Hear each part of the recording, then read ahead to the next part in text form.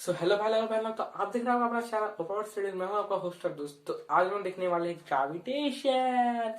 पूरा चैप्टर आपको मिलेगा मात्र 1 घंटे में, यानी कि 60 मिनट में। ज्यादा बड़ा नहीं है क्योंकि देखिए मेरा पर्सनल फेवरेट चैप्टर है। पूरा क्लास 9 में जो मेरा सबसे फेवरेट चैप्टर रहा ना, ये चैप्टर। इसके ऊपर हम बहुत सारे रिसर्च, मतलब कि आगे का भी फर्दर स्टडी, मतलब इतना इंटरेस्ट है ना कि 11th का भी थोड़ा पढ़ लिए थे इसका। ठीक है, तो इसलिए आपको कुछ ज्यादा जानने को मिलेगा, इसलिए पूरा वीडियो जरूर देखिएगा। तो चलिए शुरू करते हैं हमारे एक और बकवास केस।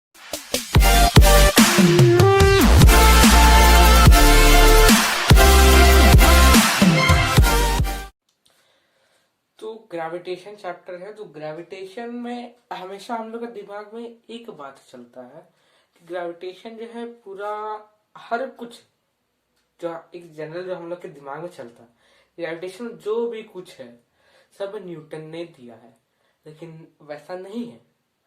तो ग्रेविटेशन का जो शुरुआत था वो न्यूटन के आने से 500 साल पहले से चल रहा है। ठीक है, उसमें गैलीलियो आए, फिर पता नहीं कौन कौन, बहुत सारे। स्टार्टिंग हुआ था टॉलेमी से स्टार्ट हुआ था। ठीक है, टॉलेमी से स्टार्टिंग हुआ था और लास्ट जो हुआ एंडिंग अब न्यूटन के साथ ही शायद एंड किया, नहीं उसके बाद भी शायद आया था, कोई याद नहीं, लेकिन स्टार्टिंग टॉलेमी से हुआ था। ठीक है, और जो मेन जो पॉइंट हुआ ना, जितना सारा जितना भी बातें हुआ था, कौन सा सही था कौन सा गलत था, सब जो है न्यूटन लास्ट में उसको बताया था। तो इसका शुरुआत तो सबको पता है कि ऐसे ही एक टाइम था, उस टाइम भी कोई फ्लू फैला हुआ था शायद न्यूटन के टाइम पे, और वही लॉकडाउन था उस टाइम भी। तो न्यूटन मस्त एक एप्पल के पेड़ के नीचे बैठा हुआ था और एक एप्पल उसके सामने गिरा। उसके दिमाग में घंटी बजा कि एप्पल नीचे क्यों गिरा, ऊपर क्यों नहीं गिरा। तो ये जो एप्पल था, तो एप्पल के कारण ही बहुत कुछ हुआ है हम लोग के जिंदगी में, जो कि एक चैप्टर बन गया हम लोग का। एक एप्पल गिरने से एक चैप्टर बन सकता है। एप्पल ही क्यों गिरा, एक तो मस्त लोहा का पीस गिरता ना उसका माथा में, तब वो सोचता कि लोहा मेरे ऊपर क्यों गिरा, बगल में क्यों नहीं गिरा, तब ठीक रहता ना। तो इसका स्टार्टिंग जो होता है हमारा यूनिवर्सल लॉ। तो ये जो है हम लोग को किसने दिया था, न्यूटन बाबा ने। तो जोर से बोलो न्यूटन बाबा की जय। हाँ, तो यूनिवर्सल लॉ ऑफ ग्रेविटेशन क्या बोलता है, तो पहले उसके लिए एक पिक्चर बना देता ना, डायग्राम टाइप यहाँ पे। तो मान लेते हैं कि एक बॉल है इधर, बॉल ए, इसका मास जो है m1 मास है, और यहाँ बॉल बी है, इसका जो मास है m2 मास है, और दोनों का जो बीच का डिस्टेंस है वो r डिस्टेंस है। ठीक है, यहाँ पे दोनों का बीच का डिस्टेंस दोनों का सेंटर से डिस्टेंस लिया था। ठीक है, नॉट द सरफेस। ये हमेशा याद रखिएगा, क्योंकि जो भी अट्रैक्टिंग फोर्स होता है वो सेंटर से काम करता है। कोई भी ऑब्जेक्ट का सेंटर से काम करता है, ये हम बताते हैं अभी। अब यूनिवर्सल लॉ क्या स्टेट करता है वो देखते हैं। तो एवरी मास हैविंग ऑब्जेक्ट, मतलब जो भी ऑब्जेक्ट के पास मास है, जैसे यहाँ पे ऑब्जेक्ट ए हम लिए हैं, उसके पास कुछ मास है m1। ठीक है, अट्रैक्ट एवरी अदर मास हैविंग ऑब्जेक्ट। ठीक है, ऑब्जेक्ट बी को अट्रैक्ट कर रहा, उसके पास भी कुछ मास है। ठीक है, with some force which is directly proportional to the product of their masses, यानी कि F is directly proportional to m1 into m2। यही बोल रहा ना ये लाइन, तो force which is directly proportional to product of their masses, ये चीज तो यही बोल रहा है हम लोग को, ये लाइन तो यहाँ तक ये चीज, इससे ये क्वेश्चन मिला हम लोग को। ये क्वेश्चन 1 डाल देता है इसको, क्योंकि अभी यूज होगा। ठीक है, अब क्या किया, एंड इनवर्सली प्रोपोर्शनल, इनवर्सली मतलब कि बाई में होता है, to square of distance between them, है ना। यानी कि F is direct proportional to 1 by, यहाँ डिस्टेंस क्या लिया था, R लिया था, तो R स्क्वायर। इसको इक्वेशन 2 मान लेते हैं। ठीक है, ये इतना चीज हम लोग को मिल गया। अब हम लोग क्या करते हैं कि इस इक्वेशन को हम लोग यूज करके ग्रेविटेशन का फॉर्मूला बनाएंगे सॉरी। तो यहां देखते हैं कैसे यूज करना है। तो क्या करते हैं हम लोग, कंबाइनिंग, ये तो हेडिंग है ना, कंबाइन कर देते हैं, कंबाइनिंग इक्वेशन 1 and 2। तो क्या F is directly proportional to m1 into m2 upon r square. Combine करेंगे, F directly proportional to m1, F directly proportional to m1 into m2 है, यहाँ पे भी था f is inversely proportional to 1/r² था यहाँ, sorry f is directly proportional to 1/r², यहाँ directly proportional का सिंबल ना, क्योंकि इनवर्सली का मतलब होता है कि बाय में चला जाता है जो भी दूसरा नंबर या कुछ भी दिया होता है। यहाँ पे भी वही है, f is directly proportional to 1/r² है ना। तो कंबाइन करके अब हम लोग क्या करते हैं, जब हम लोग directly proportional to equal to में कन्वर्ट करते हैं तो क्या पुट करते हैं, वहां पे कांस्टेंट पुट करते हैं। तो यहाँ पे जो हम लोग कांस्टेंट पुट कर रहे हैं वो होता है हम लोग का capital G. Capital G constant put करते हैं, ठीक है। इसको हम बोलते हैं यूनिवर्सल ग्रेविटेशनल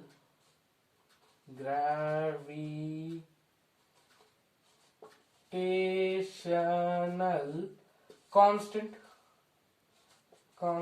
इसको हम लोग बोल सकते हैं यूजीसी, ठीक है, यूनिवर्सल ग्रेविटेशनल कांस्टेंट, ठीक है। तो F equals to G constant put किया into m1 into m2 upon r², ठीक है। यहाँ r का मतलब डिस्टेंस होता है कि ऑब्जेक्ट और दूसरे ऑब्जेक्ट के सेंटर का बीच में कितना डिस्टेंस है वो माना जाता है, ठीक है।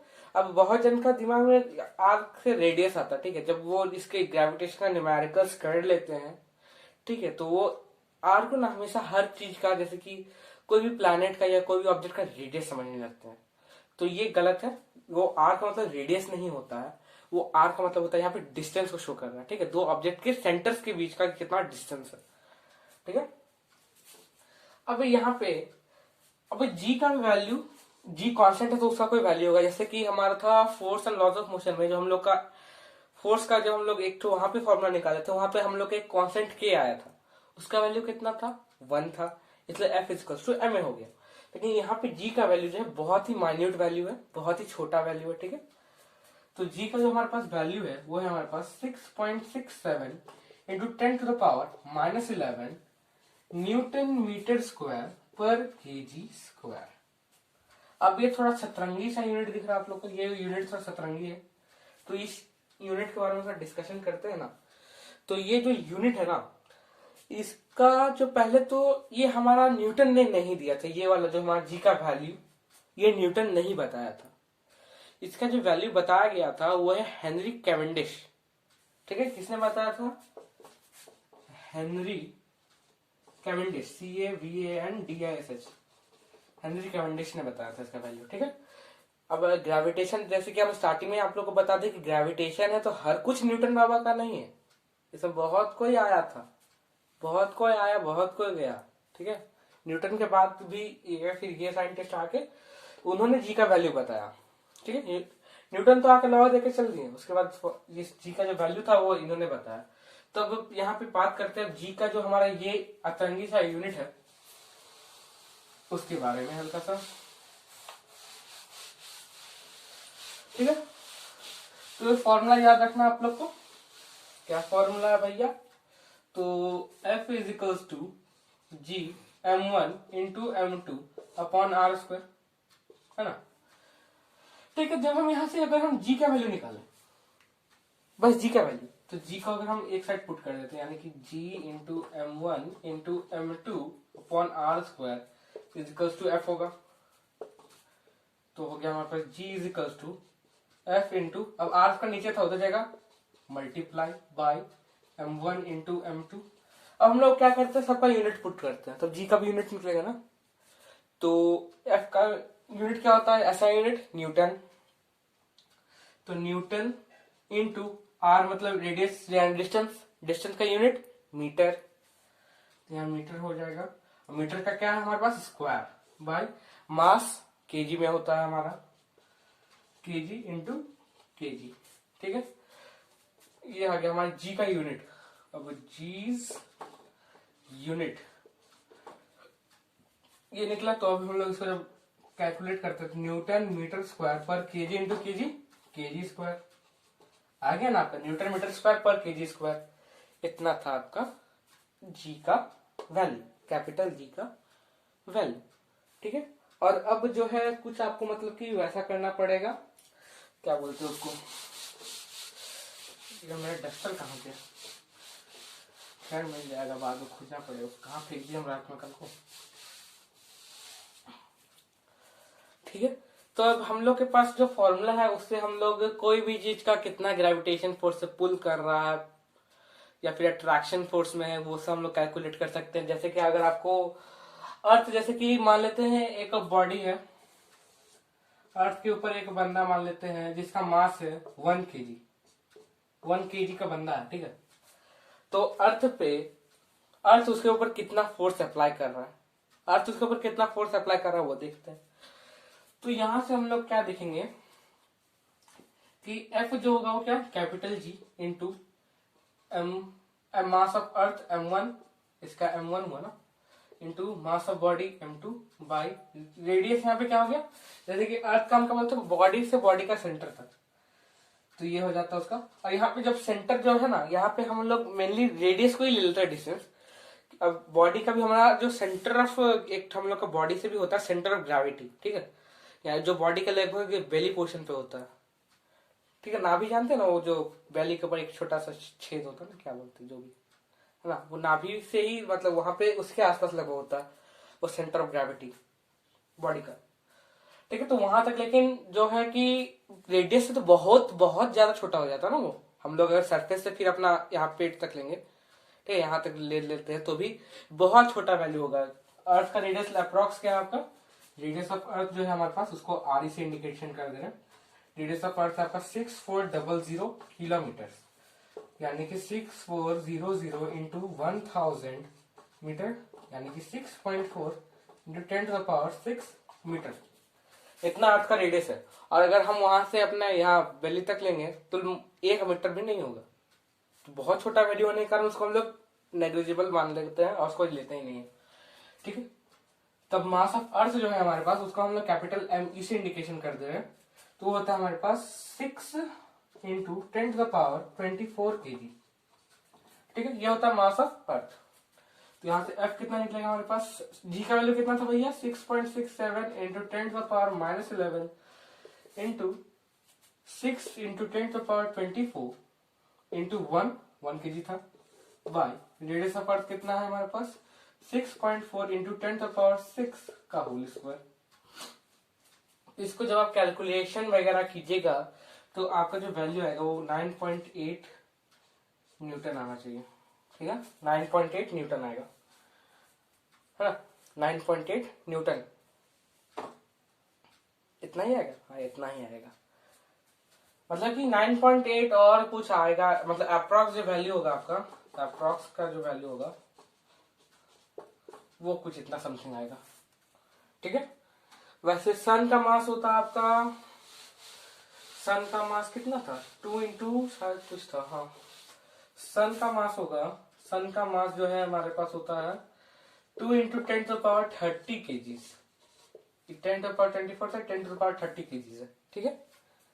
यानी कि 2 पे कितना ही जीरो पड़ेगा, 30 को जीरो, 2 1 2 3 4 5 6 7 8 9 10 11 12 13 14 15 16 17 18 19 20 21 22 23 24 25 26 27 28 29 30, यानी कि यहाँ पे यहाँ यहाँ क्या लेंगे इसको, वैसे रह देते हैं, मतलब 2 पे 30 कुछ इतना बड़ा वैल्यू आएगा, ज्यादा बड़ा नहीं, छोटा सा वैल्यू, 10⁻30 तो है, थोड़ी आपका 10 कुछ 100 है ना, 10⁻30 छोटा सा वैल्यू, छोटा सा, ज्यादा बड़ा नहीं, छोटा सा वैल्यू, ठीक है। ये हो गया आपका अर्थ, सॉरी सन का मास। तो वैसे करके आप सन का मास, अर्थ का मास और दोनों के बीच का जो डिस्टेंस हुआ उसको लेके आप अर्थ, मतलब सन कितना ग्रेविटेशनल फोर्स अप्लाई कर रहा है अर्थ पे वो हम लोग निकाल सकते हैं। या फिर अगर हमारे पास मून का मास हो, मून का मास कुछ अप्रोक्सीमेटली 7 पॉइंट कुछ था, 7 पॉइंट इंटू 10⁻21 ऐसा कुछ था, हमको याद नहीं मून का, ठीक है। मून का मास जल्दी पूछता भी नहीं, अर्थ से ये सब रिलेटेड, अभी 9th में तो अर्थ वाला ही चलता है सब, ठीक है। तो वैसे आप मून से अर्थ का डिस्टेंस, मून का मास, अर्थ का मास लेके कितना ग्रेविटेशनल फोर्स उन दोनों के बीच में लग रहा है वो भी निकाल सकते हैं। अब यहाँ से एक और भी बात आता है कि हमारे पास तो एक लॉ था ना, न्यूटन का थर्ड लॉ, न्यूटन बाबा का थर्ड लॉ था, ये भी न्यूटन का लॉ था, ठीक है। तो न्यूटन बाबा का जो थर्ड लॉ था वो क्या बोलता था कि दोनों ऑब्जेक्ट वो कॉन्टैक्ट फोर्स हो, ये एक तरह से आपका नॉन कॉन्टैक्ट फोर्स में आता है ग्रेविटेशनल फोर्स, लेकिन अगर वो फोर्स अप्लाई करता है तो उसका एक रिएक्शन फोर्स भी बनता है, एक्शन फोर्स और रिएक्शन फोर्स भी बनता है। और रिएक्शन फोर्स क्या होता है, अपोजिट डायरेक्शन में होता है। ठीक है, तो अगर अर्थ मान लेते ये बंदा को नीचे टांग रहा है कुछ 9.8 न्यूटन के साथ, तो ये बंदा भी तो सेम मैग्नीट्यूड के साथ अर्थ को खींचेगा, खींचेगा कि नहीं? हाँ खींचेगा। तो ये भी कुछ 9.8 न्यूटन के साथ अर्थ को अपने तरफ खींच रहा है, यानी कि अगर ये मार्कर जो है अगर हम इसको थोड़े से नीचे जा रहा है ना, वो जितना फोर्स के साथ नीचे जा रहा है, मतलब जितना फोर्स उसको अट्रैक्ट कर रहा, उतना ही फोर्स से ये मार्कर भी अर्थ को अट्रैक्ट कर रहा है। लेकिन हम लोग को दिखता क्यों नहीं है कि ये मार्कर हिल रहा या जा रहा है नीचे? तो इसका रीजन भी आपको मिलेगा न्यूटन के सेकंड लॉ से और यूनिवर्सल लॉ ऑफ ग्रेविटेशन से। तो वो देखते कैसे। तो न्यूटन के सेकंड लॉ से हम लोग का एक फॉर्मूला मिला था, F इज टू ma, यानी हम मास किसका लेते हैं हम लोग, मास ऑफ बॉडी, इसका मास लेंगे है ना, मास ऑफ बॉडी, यानी कि बंदा का मास लेना होगा हम लोग को। तो यहाँ पे हम लोग वही पहले पुट करते हैं g इंटू m1, तो यहाँ मास कितना हो गया हमारा, m2 हो गया ना, m2, क्योंकि बॉडी का मास हम लोग m2 लेते हैं, m1 into m2 upon are square is equals to क्या होगा हमारे पास, m2a। तो यहाँ देखते हैं m2 कट गया, यानी कि यहाँ पे जो एक्सेलरेशन हुआ वो हमारा कुछ मतलब कि समझ सकते हैं कुछ आया हमारे पास A is equal to G into m1 upon are square, है ना। अब ये मास ऑफ अर्थ जो है हमारा इतना बड़ा है।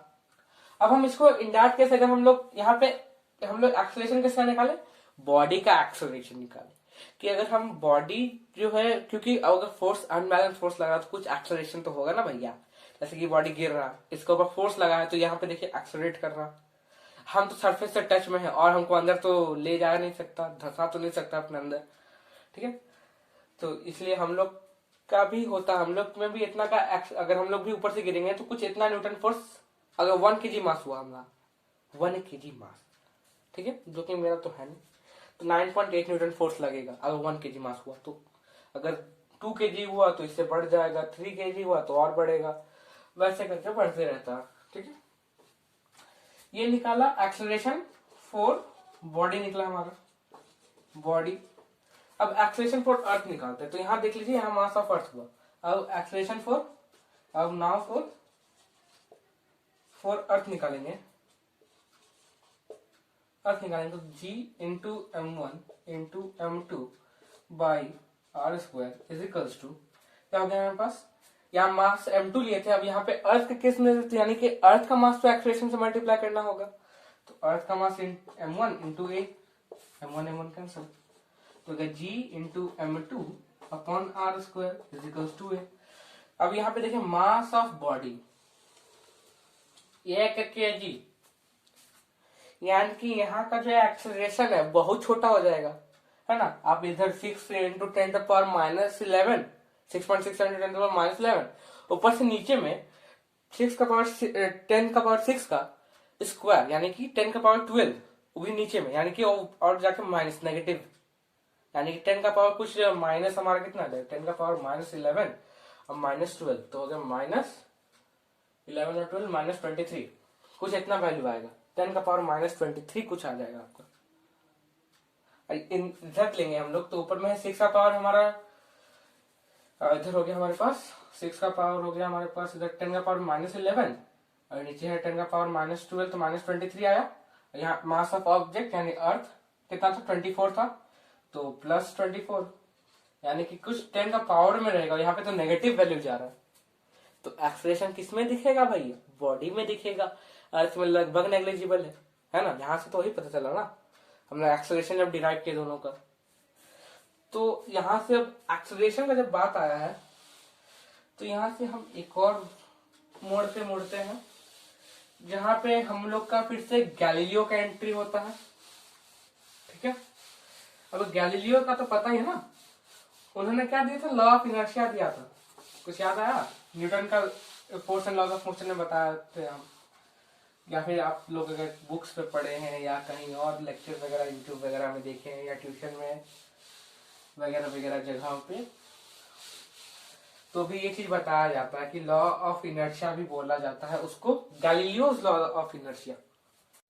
तो अब आते हैं गैलीलियो के एक्सपेरिमेंट में। तो ये आप देख सकते हैं एक टेढ़ा टावर था, और टेढ़ा टावर दुनिया में तो हमको जहां तक लगता है एक ही टेढ़ा वाला टावर है जो हमारा पीसा में है, लाइनिंग टावर ऑफ पीसा, है ना। हमको लगता है इसका कंस्ट्रक्शन वाला ना नशे करके कुछ किया होगा इसलिए टेढ़ा बन गया। खैर जो कपाट, उसको छोड़ते हैं, अब थोड़ा इस पर डिस्कशन करते हैं। तो पीसा टावर से जो है क्या करते हैं, गैलीलियो उसके ऊपर जाते हैं और दो पत्थर, बड़े बड़े पत्थर, लेकिन एक का मास अलग था, दूसरा का मास, मतलब दोनों का मास लगभग अलग अलग था। जैसे कि फॉर एग्जांपल ले सकते हैं, एक का मास 5 केजी था, एक का मास 10 केजी था। वैसे करके दोनों क्या किया, सेम हाइट से छोड़ दिया, फेंका नहीं कुछ, मतलब ऐसे करके ऐसे फेंका नहीं नीचे, छोड़ दिया। ठीक है, तो अगर छोड़ दिया है तो वहां पे वो कुछ फोर्स तो लगाया नहीं, यानी कि उसका इनिशियल वेलोसिटी मान सकते हैं। तो वहां पे u इक्वल टू 0 हो गया।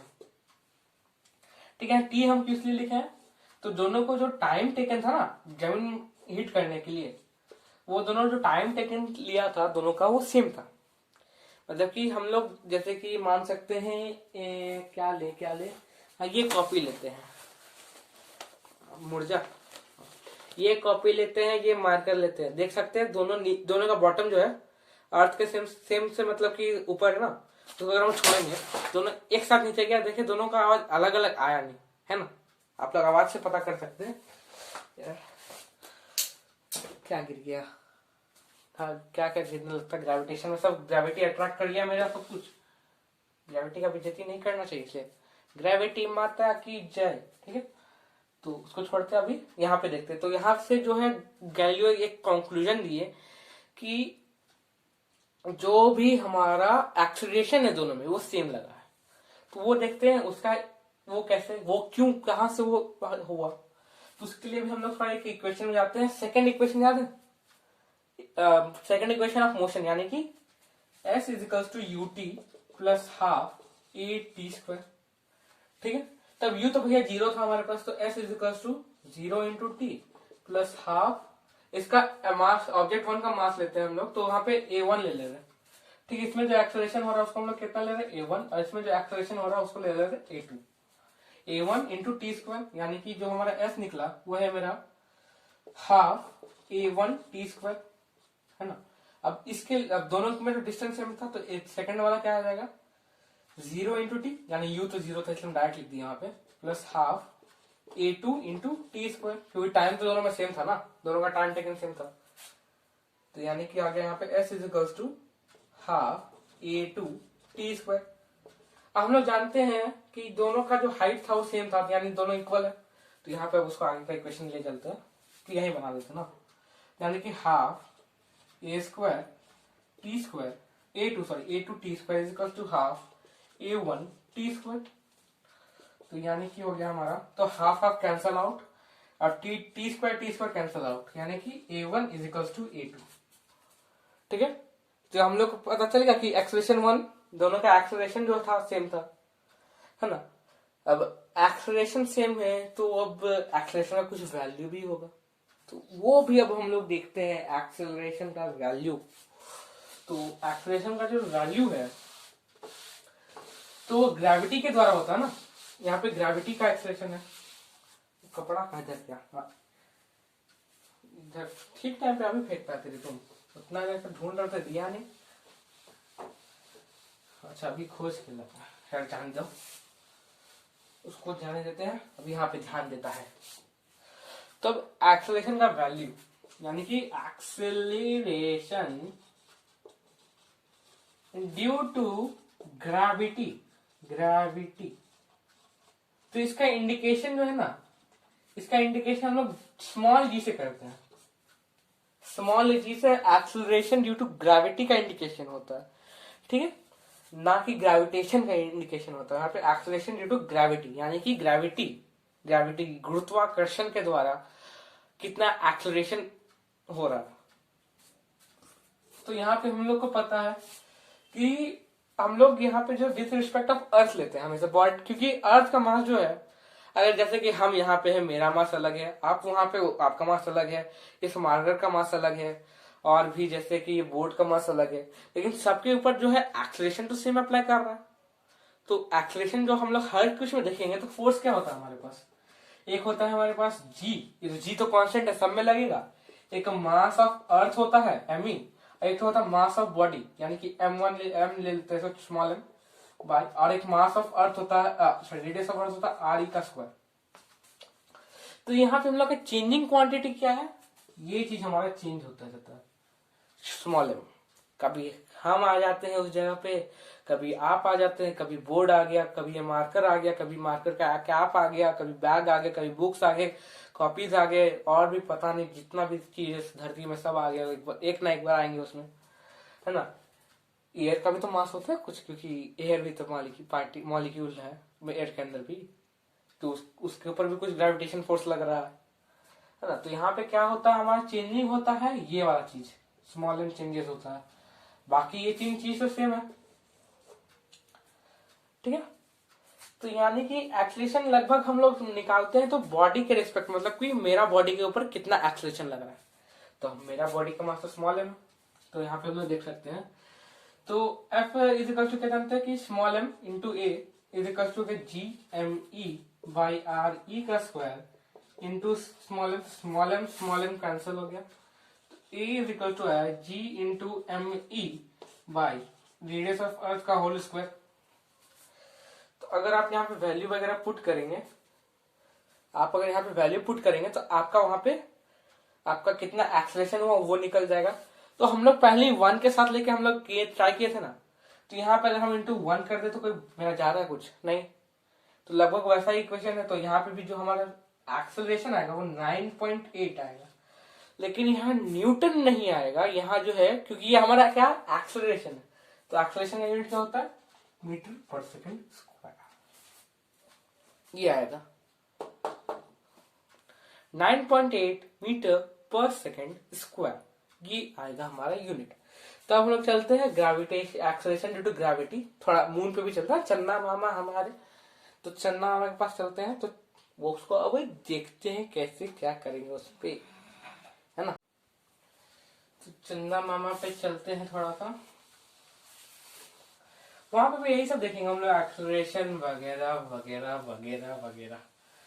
अच्छा, हम एक चीज बोले थे आप लोग को अभी कि एक्सेलरेशन जो है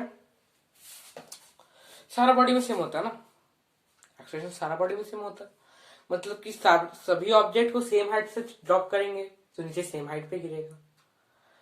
तो अगर हम लोग एक पेपर या कुछ मतलब कि फेदर हो गया, पेपर हो गया, उसके साथ अगर हम लोग एक भारी ऑब्जेक्ट जैसे पत्थर को ही गिरा दिया, किसी का हैमर थ्रो कर दिए, तो इन दैट केस जो है हमारा जो हैवी ऑब्जेक्ट है वो पहले गिरता है, फेदर या पेपर बाद में गिरता है।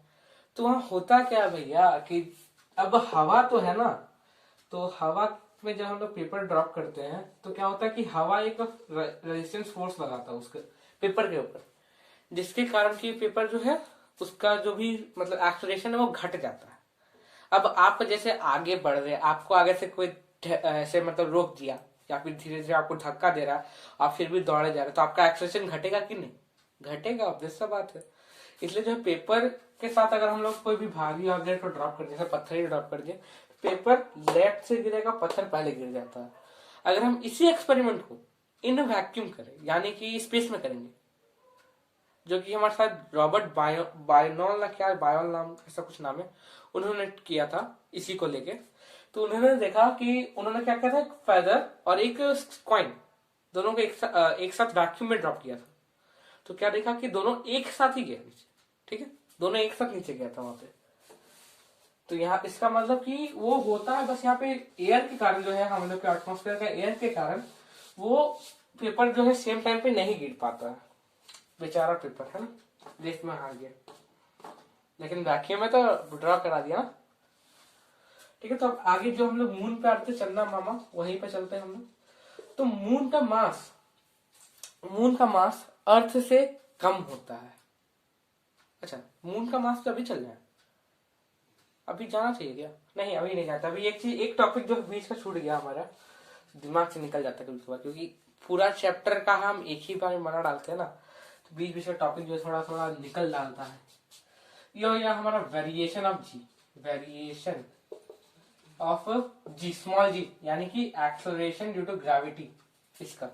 तो हम लोग जानते हैं कि पहले अर्थ जो है हमारा परफेक्ट स्फीयर नहीं है, अर्थ कुछ ऑब्लेट, यानी कि जो हमारा कुछ ऑब्लेट शिफ्ट है, यानी कि ऊपर से थोड़ा चिपटा है, अब बीच से थोड़ा गुलू मुलू है, ठीक है, अंडा शेप में मतलब समझ सकते हैं।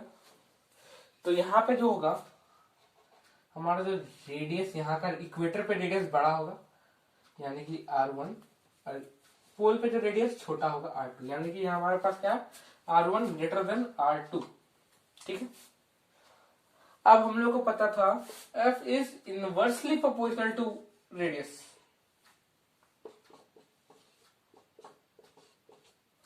अब देखिए R1 बड़ा था तो नीचे में डिनोमिनेटर इसका बड़ा हो गया ना, तो यानी कि अगर हम लोग फोर्स यहाँ पे ले, या फिर हम लोग यहाँ फोर्स नहीं लेते, यहाँ पे जी का भी अगर हम लोग वैल्यू में देखेंगे तो G M by are square, यहाँ पे G is inversely proportional to 1 by are square हुआ ना, क्योंकि हमारा जी कांस्टेंट है और एम भी मास ऑफ अर्थ तो पूरा ही कांस्टेंट हुआ ना, तो 1 बाई आर स्क्वायर हुआ यहाँ पे भी। तो हम लोग इसको एफ का जगह क्या कर देते हैं, जी कर देते हैं, कोई दिक्कत नहीं पड़ेगा उसमें भी। तो यहाँ पे देखिए कि R1 बड़ा है, यानी कि नीचे बड़ा नंबर आया, तो अगर हम लोग वहां पे देखेंगे तो इसके कारण जो है, यानी कि R बढ़ेगा, R बढ़ेगा तो G घटेगा, है ना। तो यहाँ पे R बड़ा है तो G छोटा होगा, यानी कि इसको G1 लेते हैं, इसको G2 लेते हैं, तो G1 जो है हमारा जो है छोटा है G2 से, यानी कि G2 जो है हमारा कहाँ का, यहाँ का G2 है, यहाँ का G2 है, यहाँ का G1 है, ठीक है। तो यहाँ पे जो है एक्सेलरेशन ड्यू टू ग्रेविटी ज्यादा होगा पोल पे, और इक्वेटर पे एक्सेलरेशन ड्यू टू ग्रेविटी सबसे कम होगा। तो यहाँ इसका एक क्वेश्चन आता है हमारा फिल इन द ब्लैंक्स के फॉर्म में ज्यादा दिया जाता है। तो acceleration due to gravity is maximum at dash and minimum at dash. तो पहला maximum at poles and minimum at equator, ठीक है, ये हो गया। फिर आपका एक और चीज होता है हाइट के रिस्पेक्ट में, हाइट और डेप्थ, ठीक है। मान लेते हैं ये है हमारा अर्थ, ये है उसका रेडियस। हम लोग कोई ऑब्जेक्ट को इतना कुछ सर्टेन हाइट पे लेके जा सकते हैं, कुछ सर्टेन हाइट, बहुत मतलब कुछ 1000 किलोमीटर है वो, ठीक है, जो कि हमारा कुछ दिखे कि पता चले कि हाँ 1000 किलोमीटर ऊपर लेके गया है, ठीक है। वैसा ऐसा नहीं कि आप 1 मीटर भी नहीं होता है जो हम बताए सेंटर ऑफ ग्रेविटी, 1 मीटर भी नहीं होता, उसको आप लीजिएगा तो वो तो नेग्लिजिबल में चला जाएगा ना। तो कुछ हाइट तक लेके गया, मान लेते वो हाइट है हमारे पास h और ये हो गया r। तो वहां पे क्या होता है हमारा कि जैसे हम लोग को पता है कि g जो है हमारा इनवर्सली प्रोपोर्शनल टू क्या है, 1 बाई आर स्क्वायर, यानी कि डिस्टेंस, डिस्टेंस r का मतलब डिस्टेंस है, ठीक है, हमेशा से याद रखिए r का मतलब डिस्टेंस होता है, यानी कि इसको हम लोग कैपिटल R से ही हो गया ना, r, यानी कि यहाँ पे हमारा डिस्टेंस क्या है, यहाँ का डिस्टेंस अगर हम लोग ले, ये तो होंगे आर ई का स्क्वायर, अगर हम यहाँ डिस्टेंस ले तो 1 by R E plus H का होल स्क्वायर। तब आर ई प्लस एच करेंगे तो एक बड़ा नंबर आएगा, और ये बड़ा हुआ तो मतलब ये ग्रेविटेशन जो है छोटा हो जाएगा। यानी कि अगर हम कोई ऑब्जेक्ट को अर्थ से कुछ एबव लेके गए, कुछ 1000 किलोमीटर है वैसा वैसा, जहां पे कि हम मान सके कि एक हाइट एग्जिस्ट करता है, तो इन दैट केस जो होता है हमारे जी का वैल्यू कम हो जाता है, ठीक है। अब जी का वैल्यू मतलब कि डिस्टेंस बढ़ा तो जी का वैल्यू बढ़ेगा। तो अगर हम अर्थ का अंदर चला जाए, अर्थ के अंदर यानी कि कुछ यहाँ पे आ जाए हम, ठीक है, हमारे से कुछ डेप्थ है हमारे पास डी डेप्थ पे, ये हो गया हमारा रेडियस और ये हो गया डेप्थ, डी डेप्थ पे आ जाए तो हमारे ऊपर तो और ज्यादा एक्सेलेरेशन लगना चाहिए ना, क्योंकि डिस्टेंस कम हो गया। तो नहीं भैया, वहां पे वैसा नहीं है। क्यों नहीं है? क्योंकि वहां पे देखिए अगर आप यहाँ पहुंच गए ना, तो आपके ऊपर जो मास एक्ट कर रहा है, अर्थ का जो मास आपके ऊपर जो पुल लगा रहा है, अट्रैक्शन कर रहा है आपके ऊपर ना, जैसे कि यहाँ पे अगर आप यहाँ पे हैं या फिर यहाँ पे है या फिर सरफेस पे है, तो आपके ऊपर जो पूरा अर्थ जो है वो पूरा अर्थ का मास आपके ऊपर फोर्स लगा रहा है। लेकिन अगर आप अंदर चल गए, ठीक है, मान लेते इसका हम लोग ऐसा सर्कल बना देते हैं, ठीक है, तो इसको ब्लू से इंडिकेशन करते हैं। ब्लू मार्कर कहाँ दिया मेरा, ब्लू मार्कर गुम हो गया, हाईला क्या हो गया, अच्छा छोड़िए, इसको इसको इसको इसको इसको इसको इसको इसको इसको इसको इसको इसको इसको इतना पार्ट आपके ऊपर एक्ट ही नहीं कर रहा, तो मास तो यहाँ पे कम हो गया ना अर्थ का। यहाँ देखिए छोटा सा एक अर्थ से भी छोटा कुछ लग रहा, तो अर्थ से छोटा अगर हम उसका अंदर का पोर्शन लेंगे यानी कि कुछ मास लिए, तो वहां पे कम मास एक्ट कर, और हम लोग जानते हैं क्या है, जी एम स्क्वायर, यानी कि G is directly proportional to G equal to sorry mass of earth. Mass of earth है यानी कि मास से रिलेटेड है ये भी, तो अगर मास कम हुआ तो जी का होगा कम हो जाएगा, है ना, डायरेक्टली प्रोपोर्शनल है, इनवर्सली नहीं है। तो अगर जी कम हुआ तो सॉरी एम ई कम हुआ तो जी भी कम हो जाएगा, है ना। तो इसलिए अर्थ के डेप्थ पे भी एक्सीलरेशन ड्यू टू ग्रेविटी घट जाता है, और मैक्सिमम कहाँ होता है, अर्थ के सरफेस पे, क्योंकि वहां पे आपका जो एक डिस्टेंस है वो आ रही है, ठीक है। मास जो है पूरा अर्थ का मास भी लग रहा है, अगर आप अर्थ से थोड़ा ऊपर जाते हैं तो वहां आर ई प्लस एच आपके ऊपर एक्ट करता है, जिसका मतलब डिस्टेंस बड़ा हो गया तो कम हो जाएगा एक्सीलरेशन ड्यू टू ग्रेविटी। और डेप्थ में जब जाते हैं तो वहां अर्थ का मास ही कम हो जाता है, तो मास कम होने के कारण आपके ऊपर acceleration due to gravity obvious सा बात है कम लगेगा, ठीक है। अब चंदा मामा को बहुत इंतजार करवा दिया, अब चंदा मामा पे चलते हैं।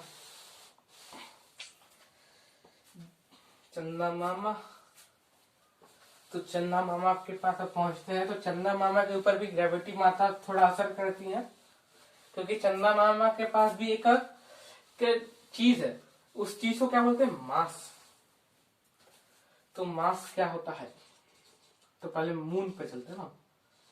क्या मून का स्पेलिंग में हम क्या क्या लिख दे रहे, मून, मून चांद, तो चांद बना देते हैं एक। तो चांद जो है अर्थ से बहुत छोटा होता है, ठीक है। तो अगर चांद का मास मतलब क्या है, अगर हम चांद का मास को एम से इंडिकेट करें, तो चांद का मास जो अर्थ का मास से छोटा है, तो इसका मतलब क्या, force on moon is less then force on earth. क्यों भैया, क्योंकि फोर्स जो डायरेक्टली प्रोपोर्शनल टू मास होता है, force is directly proportional to mass होता है ना, मास सुना था ना, मास प्रोडक्ट ऑफ मास। तो अगर हम ही बॉडी है, मतलब कि हमको ही अर्थ पे रखा है, हम ही मून पे है, तो मेरा मास तो सेम होगा ना, तो m1 m वही चीज हुआ, यहाँ से m कैंसिल कर देता है। अगर कोई उस पे गया, लॉ पे गया कि हमारा जो होता है directly proportional to product of their masses, directly product of their masses, तो वहां पे जो बॉडी का मास तो दोनों जगह तो सेम रहेगा ना, बॉडी का मास तो नहीं चेंज हो जा रहा ना, तो इसलिए जो है यहाँ पे एम लिख के कैंसिल आउट कर दिए उसको, ताकि अगर किसी को कंफ्यूजन आया, डाउट आया इस पे, तो वो इससे समझ में आ जाएगा उसको, ठीक है। एफ एम एफ ई, यानी कि एफ एम छोटा हो गया, तो ये अगर फोर्स कम हुआ तो वहां पे एक्सीलरेशन भी कम होगा, है ना, फोर्स तो वो कम अप्लाई कर रहा है ना, तो एक्सीलरेशन भी कम हो जाता है, तो वहां पे एक्सीलरेशन ड्यू टू ग्रेविटी कितना होता है, ग्रेविटेशनल तो होता है 1/6 of gravitational acceleration due to gravity on earth, g e से इंडिकेट किया, small g e small g m, इसको एम यहां लिखना चाहिए, यहां लिखना चाहिए, ठीक है। ऐसा रिलेशन में आता है आपका, ये रिलेशन ज्यादा इंपॉर्टेंट है।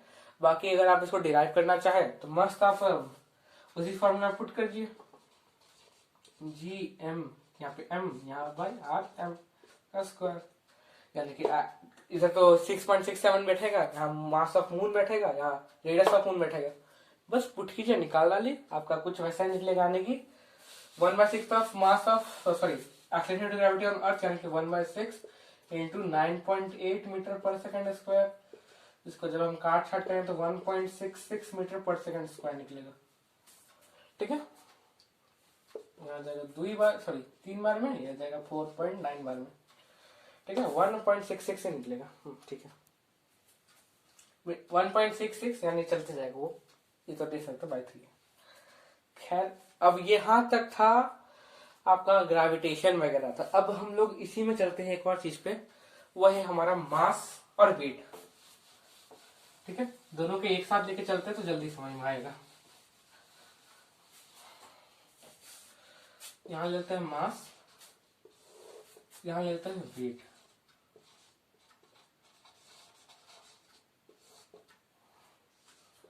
तो ये हमेशा याद रखें, मास अलग है, वेट अलग है। ठीक है, तो कैसे अलग है? तो मास जो होता है ना, ये होता है आपका quantity of matter, quantity of matter in a body. और वेट होता है आपका force, gravitational force acting on a body.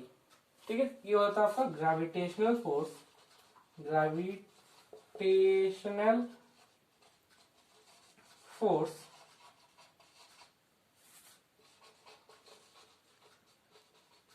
Acting on a body. अब मास का तो यूनिट पता है हम लोग क्या होता है, SI kg होता है। अब ये भैया फोर्स है, तो इसका SI क्या होगा, SI यूनिट न्यूटन, फोर्स है तो न्यूटन ही ना होगा।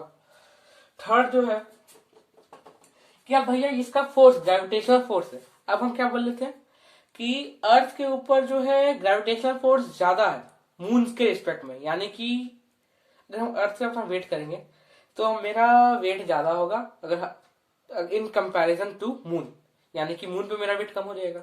जैसे कि मान लेते मेरा अर्थ पे वेट है लगभग 60 kg, सॉरी 60 kg 60 न्यूटन है, तो मून पे मेरा वेट कितना 10 न्यूटन हो जाएगा, 1/6 है ना। तो वैसा ही होता है, तो यानी कि इट इज कांस्टेंट है, it is constant, it is constant. और ये हो जाता है हमारे पास इट वेरीज, इट वेरीज। और ये याद रखेगा, मास कभी जीरो नहीं होगा, मास कतई जीरो नहीं होगा, it can't be zero, can't be zero. और जो हमारा वेट है वो जीरो हो सकता है। कैसे? अगर हम जी को जीरो कर दिए, जैसे कि अर्थ पे सेंटर पे लेके गए, अर्थ के जस्ट सेंटर में, तो जो कि हो नहीं सकता लावा वगैरह के कारण, लेकिन अगर हम अर्थ के सेंटर पे लेके गए तो वहां पे तो एक्टिंग मास तो कुछ रहा नहीं, एक्टिंग मास कुछ है वहां पे नहीं, तो वहां पे इन दैट केस क्या होता है हमारा, इन दैट केस क्या होता है हमारा प्लस कि वेट जीरो हो गया, तो it can be zero, it can be zero, can be zero. और एक चीज होता है आपका, जब आप एक्सेलरेशन में होते हैं ना, जैसे आप फ्री फॉल कर, यानी कि आपको प्लेन से हम नीचे गिरा देंगे, तो उस टाइम क्या होगा कि आपका अगर वेट मेजर कीजिएगा तो वहां पे जीरो होता है। उसका रीजन जो है कुछ आपको 11th में पता चलेगा, कुछ सूडो फोर्स नाम का एक और फोर्स होता है, रिएक्शन फोर्स समझ सकते हैं एक तरीका से, तो वो आपके ऊपर एक्ट करता है जब आप ऊपर से फ्री फॉल होता है। तो इसलिए जो है हमारा वहां पे क्या होता है, जी सॉरी वेट डब्ल्यू जीरो होता है।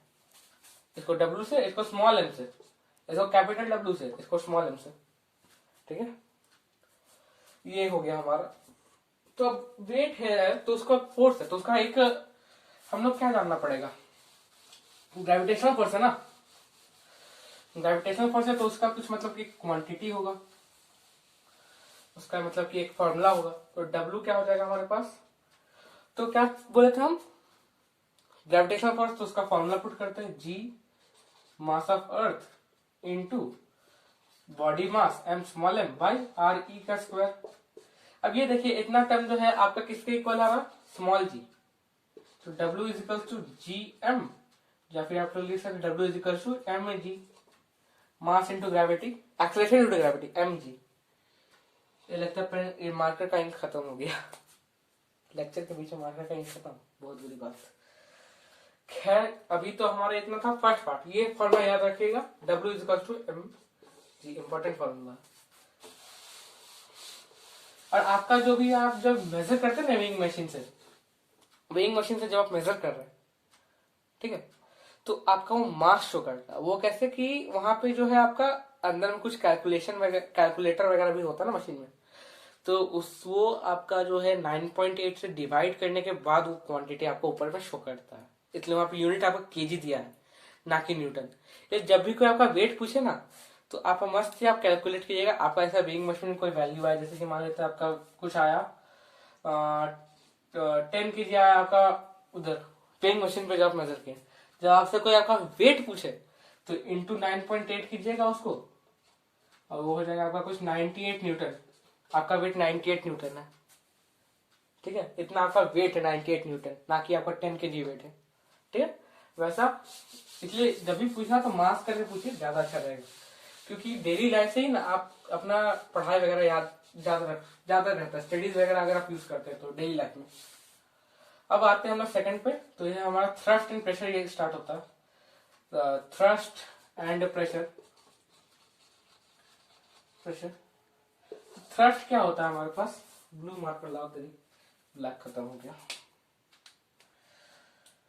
थ्रस्ट जो है हमारा वो होता है हमारे पास perpendicular force, perpendicular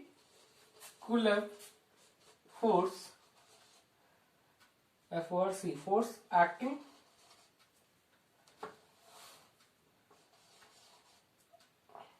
acting on a body. यानी कि जैसे कि हम एक सरफेस लिए, उसके ऊपर हम हाथ से फोर्स लगाते हैं, ठीक है, ये हमारा हाथ है। अब हमको ड्राइंग आता नहीं, ऐसा पैर जैसा ज्यादा लग रहा है, ये हमारा पैर है, तो हम पैर से क्या कर रहे हैं, परपेंडिकुलर फोर्स लगा रहे हैं, ठीक है, परपेंडिकुलर फोर्स लगा रहे हैं यहाँ पे, ठीक है। तो परपेंडिकुलर फोर्स को क्या बोलेंगे, थ्रस्ट। अब प्रेशर क्या होता है, प्रेशर जो है वो होता है हमारे पास फोर्स या थ्रस्ट पर यूनिट एरिया, ये होता है आपका प्रेशर, फोर्स या थ्रस्ट पर यूनिट एरिया, ठीक है। तो अब थोड़ा प्रेशर फोर्स का तो हमने बहुत, फोर्स भी अगर थ्रस्ट भी एक फोर्स है तो हम लोग के पास तो उसका फॉर्मूला है एमए, लेकिन प्रेशर का फॉर्मूला नहीं ना है, तो प्रेशर का थोड़ा फॉर्मूला वगैरह डिस्कशन होता है यहाँ से स्टार्ट। तो फोर्स पर यूनिट एरिया है ना, तो हम लोग का मतलब क्या होगा, pressure is equals to force upon area, यानी कि हो गया F अपॉन ए। अब यहाँ यूनिट क्या होगा, प्रेशर का यूनिट क्या होगा, तो वो हो जाएगा आपका F का यूनिट क्या होता है आपका न्यूटन, अपॉन ए का क्या होता है एरिया का मीटर स्क्वायर, तो न्यूटन पर मीटर स्क्वायर होता है, जिसको हम लोग सिंपली बोलते हैं पास्कल। पास्कल जो एक साइंटिस्ट का नाम था, पास्कल यानी कि PA, नॉट पर्सनल असिस्टेंट, इधर PA का मतलब है पास्कल, पर्सनल असिस्टेंट नहीं, पास्कल PA, ठीक है। अब प्रेशर को आप इंडिकेट कर सकते हैं कैपिटल P से,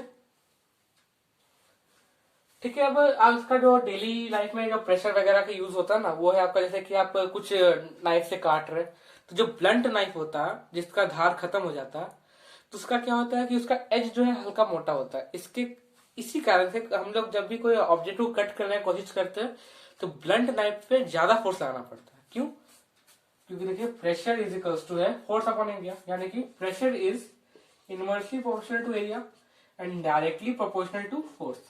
तो अगर एरिया बढ़ गया तो प्रेशर घट जाएगा, अगर आप सेम फोर्स अप्लाई करेंगे तो इसलिए जो है अगर हम लोग को उतना ही फोर्स चाहिए तो, और एरिया उसका बढ़ा हुआ है तो ज्यादा फोर्स लगाना पड़ता है, मतलब कि हमको सेम प्रेशर चाहिए और एरिया उसका बढ़ा हुआ है, तो हम लोग क्या करते हैं, फोर्स ज्यादा अप्लाई करते हैं। वही जैसे कि ट्रक वगैरह होता है, टैंक वगैरह, तो उसमें क्या होता है कि अर्थ को, यानी कि आपका रोड वगैरह हो, हाईवेज को हो, इस सब को डैमेज नहीं करे, इसलिए उन लोग का मोटा मोटा बेल्ट लगा होता है, या फिर ट्रैक्टर में जैसे बड़ा बड़ा टायर होता है, मोटा मोटा टायर होता है, ठीक है, इसलिए होता है प्रेशर को इंक्रीज करने के लिए, क्योंकि वहां एरिया इंक्रीज हुआ तो प्रेशर घटे जाएगा, प्रेशर घटेगा तो इसके कारण रोड को डैमेज वगैरह कम होगा, ठीक है। ये हो गया। अब इसमें जो एक मेन चीज है वो है फ्लोटेशन। फिर से हाथ ये हाथ मुझे दे दे ठाकुर, ये और डायलॉग मारना पड़ेगा क्या, तब हाथ रुकेगा शायद, है ना। तो उसको छोड़ते अब यहाँ पे आते हैं आर्किमिडीज। आर्किमिडीज क्या स्पेलिंग था, आर्किमिडीज, ये इसका स्पेलिंग वो याद नहीं है, आर्किमिडीज ऐसे ही स्पेलिंग होगा, या फिर ARCHEMIDIS होगा, आर्किमिडीज, आर्किमिडीज, हाँ आर्किमिडीज अच्छे से लिखी डालते ना, ARCHEMIDIS, आर्किमिडीज, आर्किमिडीज कौन था? वही इंसान, याद ना, यूरेका यूरेका करके जो है नंगा निकल गया था राजा के पास राजा के पास वो फॉर्मूला बताने के लिए, क्योंकि उसको सजा होने वाला था बेचारा को, बेचारा नहाते नहाते नंगा निकलने चल दिया, इसलिए साइंटिस्ट को पागल बोलता है। ठीक है, तो अगर आपके पास जो पागलपन है तो आप भी साइंटिस्ट बन सकते हैं। क्या अभी उसको छोड़ते हैं, अभी आर्किमिडीज के बारे में थोड़ा जानते हैं। तो आर्किमिडीज हमारा एक ग्रीक साइंटिस्ट था, फिलोसोफर था। ठीक है, फिलोसोफर भी था, मैथमेटिशियन था क्या? नहीं था, पता नहीं होगा कुछ, हमको क्या, हमको फॉर्मूला से मतलब है। खैर, तो वो क्या हुआ था कि वसी की राजा अपना एक मुकुट बनवाया था, और मुकुट में जो है हमेशा से सबको पता है, अगर आप किसी को भी देंगे तो उसके मन में जो है लालच, तो मिलावट तो करेगा ना। तो जब मिलावट करता तो कितना मिलाया, कैसे मिलाया, ये बोला कि आर्किमिडीज मतलब कि उसका कटियर में, यानी कि उस सभा में सबसे इंटेलिजेंट माना जाता था। जैसे कि हमारा है अकबर के दरबार का बीरबल हुआ, कृष्णदेवराय का तेनालीरामा, वैसे ही उस टाइम जो भी ग्रीक के जो भी राजा थे उसके लिए आर्किमिडीज वैसा ही था। ठीक है, तो आर्किमिडीज को बोला कि तुमको विदाउट इसको मतलब कि उससे पूछे या फिर इसको तोड़े बगैर या केमिकल रिएक्शन के बिना, बस इसको देख के इसको आप लोग को क्या करना कि कितना इसमें किसका मास है वो आपको पता करना है। तो ये जो है वो इसको जब पता किया तो वो जब नहाने बैठा था ना, तब में जब वो नहाने बैठा, यानी कि जब वो तब में ऐसे नहाने बैठा था, कैसा बताएगा, वैसे ऐसे ही बैठेगा ना ऐसे ही मस्त बैठा, तो देखा कि उसका जितना वॉल्यूम का बॉडी अंदर गया ना उतना ही पानी बाहर निकला। ठीक है, जैसे कि आप लोग भी देखोगे जब आप बकेट वगैरह में जब ऊपर तक पानी डालते हैं उसके बाद अपना हाथ उसके अंदर डाल देते हैं, तो जितना आपका हाथ अंदर जाता है उतना पानी बाहर निकलता है। तो वही केस वो भी एक एज्यूम किया और उसी के ऊपर लॉ बनाने लगे। तो इसमें जो है, इससे पहले हम लोग एक और चीज समझते हैं, डेंसिटी।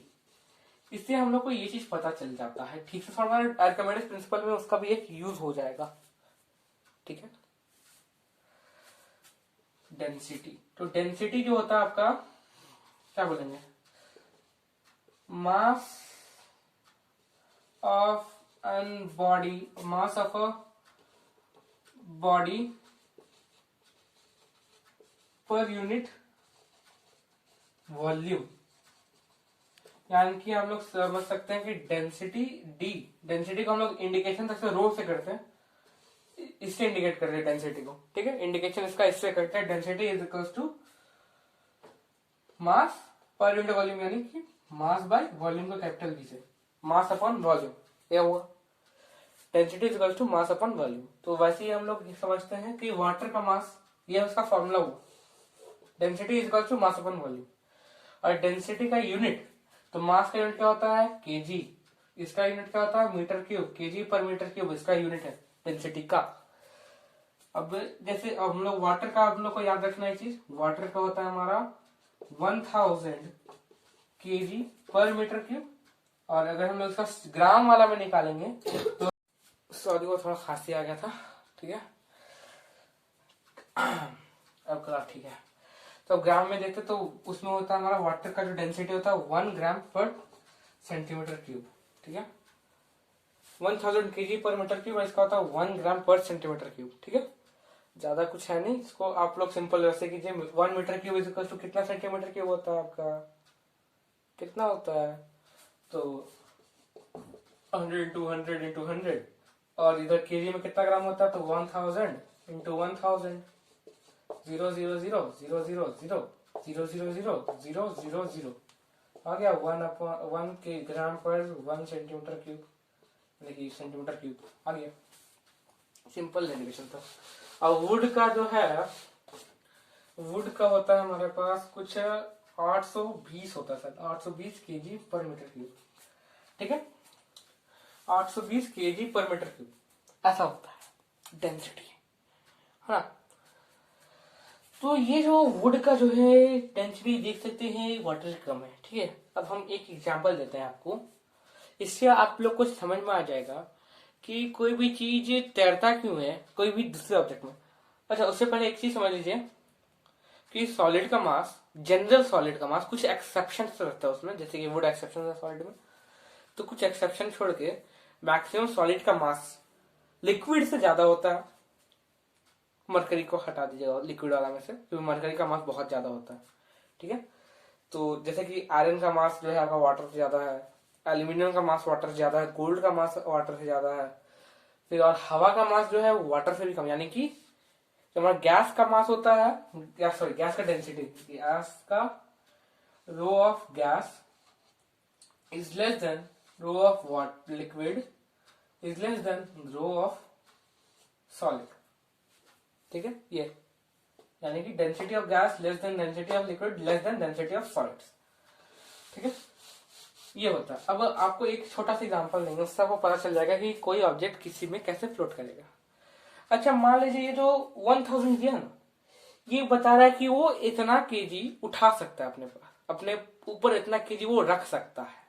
ठीक है, तो मान लीजिए अगर आपके पास पावर है कि आप लगभग 20 केजी उठा सकते हैं। ठीक है, आपके पास पावर है कि आप 20 केजी तक बांध सकते हो, आपके पास ज्यादा है, आप सुपरमैन है, फिर भी आप अभी 20 केजी तक उठा सकते हो कोई भी चीज को। 20 केजी अपना इधर मतलब सर तक यहाँ लगा के अपने माथे के ऊपर रख के ऐसे 20 केजी तक उठा सकते हैं। ठीक है, अगर आपको 1 ग्राम का ऑब्जेक्ट दिया गया तो आप तो मस्त ऐसे हवा हाथ ऊपर एकदम करके उठाइएगा उसको।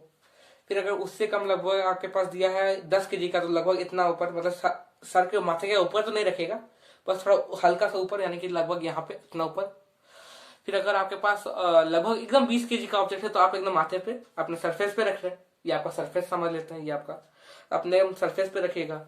अगर कोई 20 केजी से ऊपर है तो भैया ऊपर से नीचे आ जाता है, माथे से नीचे उतर जाएगा ना, यहाँ पे आपको पकड़ना पड़ेगा, इसे करे पकड़ते ना, तो वैसा कंडीशन आ जाता है। Same in that case flotation में भी होता है कि अगर किसी का डेंसिटी दूसरे की डेंसिटी ज्यादा, यानी कि मान लेते हैं दो है, इसमें मान लेते हैं हमारा है कोई लिक्विड है, उसके ऊपर हम कोई सॉलिड डाल रहे हैं। ठीक है, अगर ये सॉलिड का डेंसिटी जो है, सॉलिड का डेंसिटी यानी कि इसका डेंसिटी जो है ग्रेटर देन इसका डेंसिटी यानी कि liquid sorry rho of liquid से रहा ज्यादा, तो क्या करेगा, वो सिंक कर जाएगा। अगर उसका कम रहा तो वो तो ऊपर फ्लोट करेगा, और इक्वल रहा तो एकदम सरफेस पे यानी कि अंदर घुस जाएगा, मतलब कि कुछ ऐसा रहेगा, लगभग यहाँ पे वो फ्लोट करेगा। अगर उसका डेंसिटी और लिक्विड का डेंसिटी इक्वल रहा तो यहाँ पे फ्लोट करेगा। जैसे कि हम लोग आइस को देखते हैं, आइस तो अंदर चला जाता है लेकिन वो सरफेस पे फ्लोट करता है। क्यों? क्योंकि आइस का डेंसिटी वो भी तो वाटर से बना है ना, तो आइस का डेंसिटी और वाटर का डेंसिटी क्या होता है, सेम होता है। मतलब भले पानी के अंदर डूब जाता है पूरा, मतलब फुल्ली सबमर्ज्ड, बट फ्लोट करता है। ठीक है, आइस में ऐसा होता है। तो डेंसिटी, अच्छा डेंसिटी से हम लोग एक और फॉर्मूला निकाल सकते हैं। यहाँ पे डेंसिटी से मास निकाल सकते हैं ना, तो मास क्या हो जाता है हमारे पास, rho into we, row we है ना, रो इंटू वी, ये हो गया। अब आर्किमिडीज प्रिंसिपल घुसते हैं। ये फॉर्मूला आप लोग ये दो फॉर्मूला याद रखिएगा, क्योंकि ये फॉर्मूला भी हम यूज करेंगे। ठीक है, अब डेंसिटी की कहानी खत्म करते हैं। यहाँ पे इतना ही था डेंसिटी, आप लोग और बाकी सबका डेंसिटी याद रखिएगा। हाँ, डेंसिटी में एक और चीज था आपका, रिलेटिव डेंसिटी। रिलेटिव डेंसिटी वो बता देता है, उसके बाद आर्किमिडीज चल जाएंगे पक्का चल जाएंगे। रिलेटिव डेंसिटी तो वो होता है, जैसे कि आपके पास वही वाला एग्जांपल लेते हैं। मान लीजिए इसका डेंसिटी और इसका डेंसिटी है हमारे पास, इसका डेंसिटी कुछ आर एस है, इसका डेंसिटी आर एल है। तो रिलेटिव डेंसिटी क्या होता है हमारा, रिलेटिव डेंसिटी होता है आपका डेंसिटी यानी density of object by density of water लेते हैं हम लोग, वाटर से उसको करते हैं हम लोग कंपेयर। ठीक है, यानी कि अगर हम हमारा दूसरा का ऑब्जेक्ट की जगह हमारा लिक्विड है तो डेंसिटी ऑफ यहाँ पे R S by R density of liquid इधर वाटर लेना ना, रो डब्ल्यू ले लेते हैं यहाँ पे हो जाएगा। या फिर अगर हम लोग इसका लेते हैं तो rho L by rho W water का, ये हो जाता है। और रिलेटिव डेंसिटी का कोई यूनिट नहीं होता। क्यों? क्योंकि डेंसिटी का ऊपर में यूनिट क्या है हमारे पास, मीटर सॉरी केजी पर मीटर क्यूब बाई केजी पर मीटर क्यूब। तो क्या हो गया हमारा, केजी पर मीटर क्यूब, केजी पर मीटर क्यूब कैंसल, तो बस इसका कोई यूनिट ही नहीं होता इसलिए। अब जो है अब आर्किमिडीज एकदम पक्का पक्का आर्किमिडीज तो आर्किमिडीज प्रिंसिपल में क्या बताया जाता है, तो हम जनरल बता देना वाटर कितना डिस्प्लेस करता है। तो आर्किमिडीज प्रिंसिपल से हम लोग को एक फोर्स के बारे में पता चलता है, बुयंट फोर्स। तो बुयंट फोर्स क्या होता है, upthrust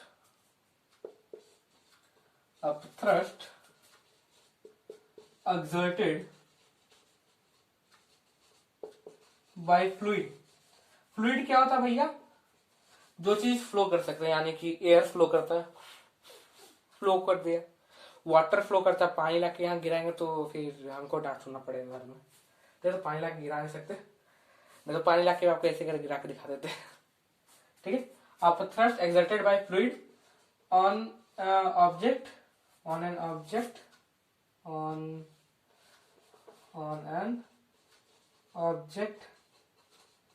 placed placed on slash in it, यानी कि जैसे कि हवा में हम लोग हैं तो हम लोग के ऊपर भी बुयंट फोर्स लग रहा है एयर के थ्रू।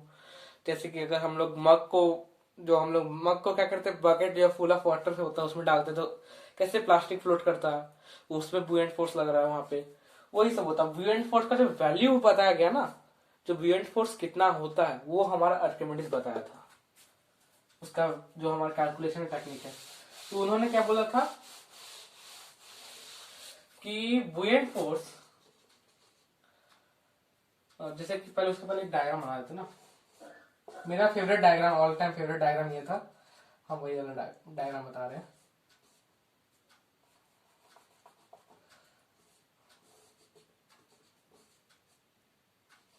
ठीक है, यहां तक वाटर मान लीजिए भरा हुआ है। ठीक है, हम इसके अंदर कोई ऑब्जेक्ट डाले थे, वो कुछ अंदर गया और पानी जो है डिस्प्लेस करना शुरू कर दिया, तो डिस्प्लेस कर गया और इतना उसमें भर गया, जो हम अलग से टर्मिनल लिखे थे। तो इसमें बुयंट फोर्स क्या बताया गया था, तो BUYANT buoyant force is equals to weight of liquid या फ्लूइड, जो भी आप लिख सकते हैं, लिक्विड डिस्प्लेस्ड। अब डिस्प्लेस्ड हुआ यानी कि वेट ऑफ लिक्विड डिस्प्लेस्ड, तो कितना वेट ऑफ लिक्विड डिस्प्लेस किया है इसमें, ठीक, कितना वेट इसमें डिस्प्लेस किया है। और एक और चीज क्या बताए थे हम लोग कि वाटर मतलब कि कोई भी ऑब्जेक्ट उतना ही वॉल्यूम डिस्प्लेस करता है जितना हम उसमें रखते हैं, ये भी आर्किमिडीज बताया था। ठीक है, लेकिन जो मेन जो है हमारा ये वाला फॉर्मूला है, buoyant force is equal to weight of liquid displaced. तो यहाँ पे हम लोग क्या जानते हैं, वेट क्या होता है हमारा, m/g, मास इंटू ग्रेविटी। अब मास को हम लोग क्या दूसरे से निकालते हैं, रो इंटू वॉल्यूम इंटू जी। अब डेंसिटी किसका, तो वेट में जो है डेंसिटी तो हम लोग लेंगे किसका, जो भी लिक्विड है। अब वॉल्यूम, तो कितना वॉल्यूम डिस्प्लेस हुआ ना, उसको ना हम लोग इसका ले रहे हैं, डिस्प्लेस वाटर का ना ले रहे हैं, तो डिस्प्लेस वाटर का वॉल्यूम क्या होगा, तो जो इस ऑब्जेक्ट का वॉल्यूम इतना अंदर रहेगा, पानी के अंदर रहेगा, ठीक है, उतना उसका वॉल्यूम, यानी कि वॉल्यूम किसका ले रहे हैं, ऑब्जेक्ट का। यहाँ हो गया आपका, इसको हम लोग एक्सपेंड करके लिखेंगे तो हो गया आपका बुयंट फोर्स इज इक्वल्स टू हो गया density of fluid into volume of immersed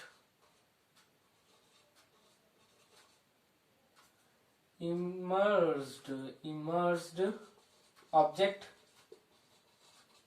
into acceleration due to gravity। ठीक है, ये होता है buoyant force is equal to density of fluid into volume of immersed object, यानी कि इतना ऑब्जेक्ट का पार्ट इमर्स्ड है या जो ऑब्जेक्ट इमर्स्ड है इनटू एक्सेलरेशन ऑफ ग्रेविटी। तो हो गया रो VG, ये आपका फॉर्मूला पे अप्लाई कर सकते हैं वहां पे। ठीक है, इससे आपको buoyant force निकल जाएगा। और आर्किमिडीज प्रिंसिपल का यूज और कहाँ किया जाता है, एक लैक्टोमीटर सुने हो ना, दूध का प्योरिटी नापने पे, वहां पे यूज होता है। फिर आपका क्या बोलेंगे, क्या जो बोलते हैं उसको, और भी बहुत सबमरीन वगैरह में हाइड्रोमीटर वहां पे यूज होता है आपका। बैरोमीटर में, थर्मामीटर में भी उसी का यूज होता है। जैसे कि मरकरी थर्मामीटर में नहीं, थर्मामीटर में तो अलग कुछ यूज होता है ना, याद है, थर्मामीटर में पक्का नहीं बोल सकते, हमको याद नहीं आ रहा। तो लैक्टोमीटर में है कि वहां पे होता है। और फिर आपका एक और चीज बताना भूल गए थे, वो आप लोग के दिमाग में डेंसिटी के टाइम एक क्वेश्चन आया होगा, नहीं आया तो हम बता रहे हो क्वेश्चन, ठीक है, कि आयरन बोट वाटर में कैसे फ्लोट करता है, वो तो लोहा का है, लोहा की डेंसिटी वो तो वाटर से ज्यादा है ना, आइला, लेकिन फिर वो फ्लोट कर रहा है, कैसे कैसे कैसे? तो उसका जो रीजन है कि वो भले आयरन का बना होता है, लेकिन उसके जो नीचे होता है ना बॉटम में, शिप का जो बॉटम होता है, जैसे कि आयरन शिप है तो इसका बॉटम पे जो है एयर चेम्बर्स होते हैं, और हवा का डेंसिटी तो कम होता है ना, इसलिए वो फ्लोट करता है। हवा का डेंसिटी सो रो रो जी स्मॉलर देन रो एल, याद है ना, बस, तो इसलिए वो फ्लोट करता है और कुछ नहीं। ठीक है, तो आज के लिए बस इतना ही, तो Tata, good night, good evening, good afternoon, ठीक है, सब कुछ।